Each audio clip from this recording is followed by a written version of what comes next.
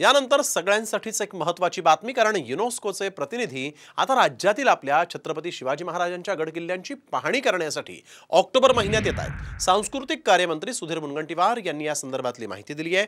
युनेस्कोच्या जागतिक वारसा यादीत राज्यातील 12 गडकिल्ल्यांचा समावेश करा असा प्रस्ताव केंद्राकडे पाठवण्यात आला होता।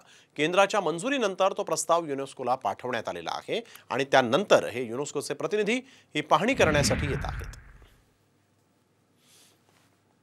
माननीय मुख्यमंत्री महोदयांच्या नेतृत्वामध्ये आम्ही पॅरिसवरून आलेल्या युनेस्कोच्या प्रतिनिधींना आश्वस्त केलं की आम्ही हे आमचे गडकिल्ले जेव्हा ऑक्टोबरमध्ये आपली टीम येईल तोपर्यंत आमचा पूर्ण प्लॅन 100% तयार असेल।